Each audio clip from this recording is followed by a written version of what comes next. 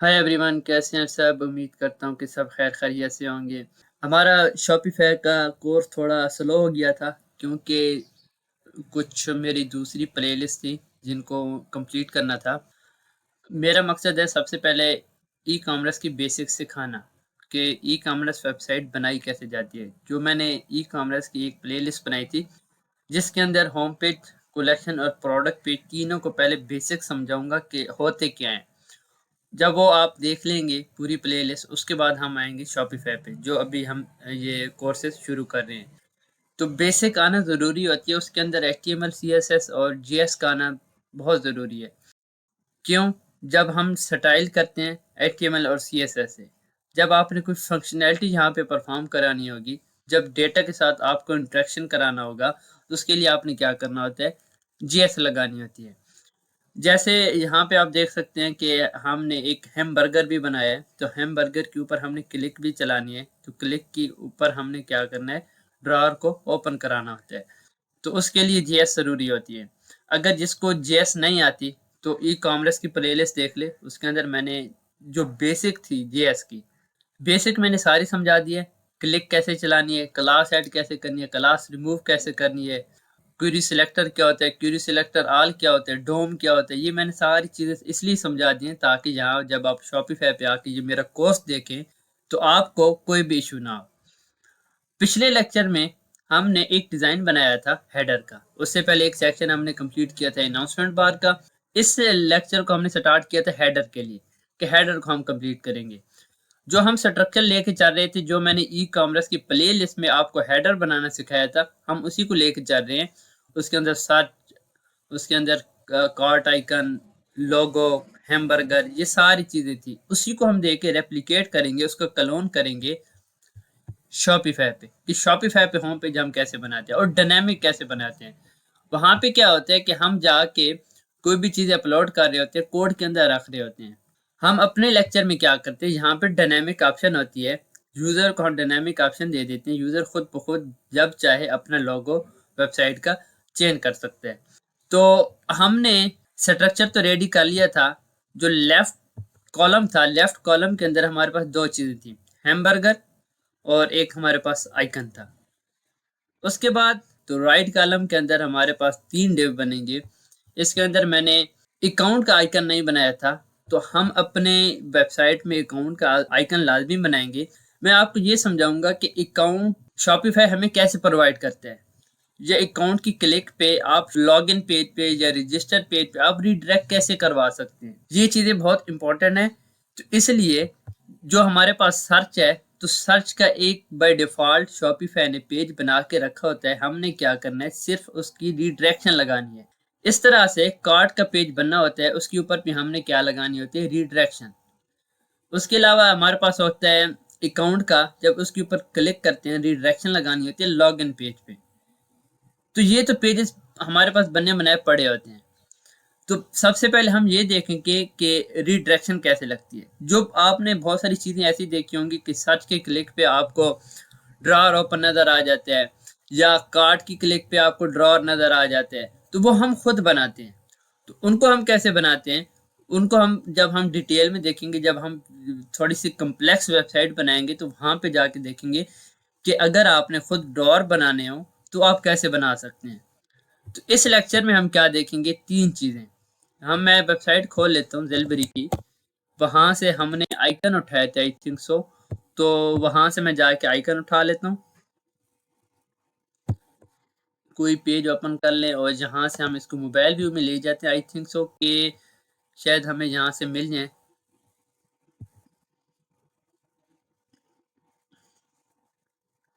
इस वेबसाइट पे हमें तो उसका नज़र नहीं आ रहा अकाउंट का। जो हमारे पास अकाउंट है, अकाउंट का जो पेज है, उसके लिए इन्होंने कोई भी रिडायरेक्शन अभी के लिए शो नहीं कराई। तो किसी और वेबसाइट पे जाके हम उठा लेते हैं, जैसे फराब्स थी तो फराब्स के ही हम उठा लेते हैं। तीनों आइकन हम यहाँ से उठा लेते हैं, तीनों सेम है, और यहाँ से मैं कॉपी कर लेता हूँ। आइकन आप किसी भी वेबसाइट से उठा सकते हैं। जब आपको कोई क्लाइंट वेबसाइट बनाने के लिए कहता है, तो वो आपको फिग्मा प्रोवाइड करेगा या कोई आपको रेफरेंस प्रोवाइड करेगा, जहाँ से आप जाके कोई भी एसवीजी उठा सकते हैं। तो यहाँ से मेरे पास एक रेफरेंस है, वहाँ से मैं एसवीजी उठा लेता हूँ। ये मेरे सबसे पहले हमने सर्च का उठाना है। मैं अपने कोड में जाता हूँ, यहाँ पे मैं क्या करता हूँ, ये पहले हम ठीक कर लेते हैं। राइट कॉलम, राइट कॉलम के अंदर 3 डिव बनेंगे। जो पहला डिव होगा इसके अंदर हम रखेंगे सर्च आइकन। जो दूसरा होगा इसके अंदर हम रखेंगे अकाउंट। और लास्ट वन हमारे पास होगा कार्ड आइकन। नेक्स्ट चीज हम क्या करते हैं, जो सर्च का आइकन है उसके अंदर सबसे पहले हम एसवीजी रखेंगे। तो एसवीजी के लिए हमने एक एंकर टैग बनाना होता है। एंकर टैग हम क्यों बनाते हैं, रीडायरेक्शन के लिए, कि हमने जब यूजर आके सर्च आइकन पे क्लिक करेगा उसको रीडायरेक्ट हमने कहाँ पे करवाना है। इसके अंदर सबसे पहले हम एसवीजी जो हमने कॉपी किया था इसको हम रख देते हैं, इसको फॉर्मेट कर लेते हैं यहाँ से। तो यहाँ पे क्या है, अगर हम इस तरह से एसवीजी रखते जाएंगे तो वो कोड बड़ा होता जाएगा। उसके लिए बेस्ट तरीका हमारे पास होता है कि हम क्या बना लें, स्निपेट बना लें। यहाँ से हम लिखते हैं सर्च आइकन डॉट लिक्विड। एक मैंने स्निपेट बना लिया। इस स्निपेट के अंदर मैं सारा एसवीजी का कोड रख देता हूँ। मैं यहाँ से कट कर लेता हूँ ये सर्च आइकन, इसको फॉर्मेट यहाँ पे आप कर सकते हैं और इसको सेव कर लें। सेव करने के बाद इसको हम यहाँ पे रेंडर कर देते हैं, रेंडर सर्च आइकन। पिछले लेक्चर में हमने ये भी देखा था कि हैमबर्गर का हमने स्निपेट बना के उसके अंदर एसवीजी रख के उसको हमने रेंडर किया था। सेम तरीका हमने सर्च के लिए भी यूज करना है, अकाउंट और कार्ड के लिए। अगर आप डायनेमिक ऑप्शन देना चाहते हैं कि यूजर खुद सर्च आइकन लगा सके, वो भी आप दे सकते हैं सेटिंग में, या हेडर के अंदर जाके आप दे सकते हैं। सर्च आइकन का जो यूआरएल होता है उसके अंदर हमने क्या करना होता है, एचरेफ के अंदर हमने जो यूआरएल पास करना होता है वो होता है route dot, I think routes होता है डॉट सर्च अंडरस्कोर यूआरएल। ये मैं सेव कर देता हूँ। इस तरह से जो हमारे पास होता है लोगो, ये हमने लोगो बनाया था जो सेटिंग से आता है। यहाँ से इसको हम क्या करते हैं, क्लास दे देते हैं, क्लास लोगो, और इसको हम एंकर टैग के अंदर रखते हैं। इसको मैं कट करता हूँ।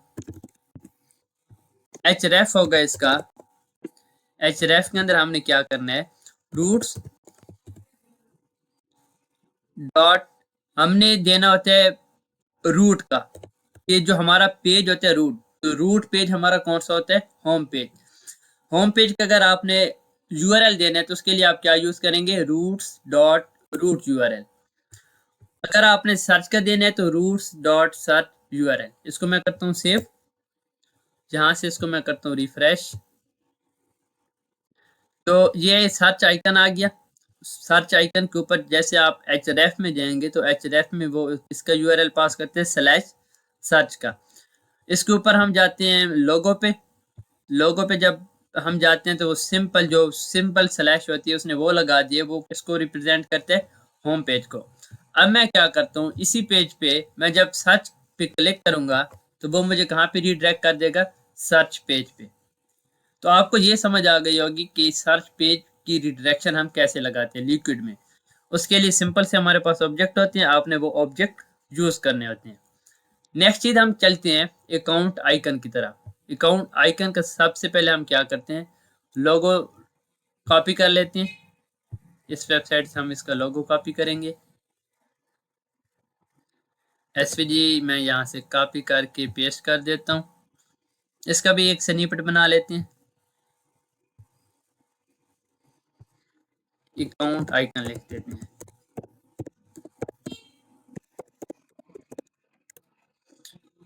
इसके अंदर एसवीजी सेव, यहाँ पे आके हम इसको रेंडर कर देते हैं।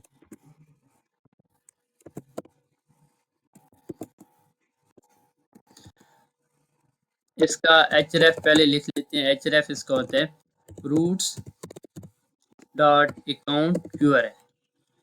यहाँ से हमारे पास लास्ट पे पड़ा अकाउंट यूआरएल, इसके अंदर हम रेंडर कर देते हैं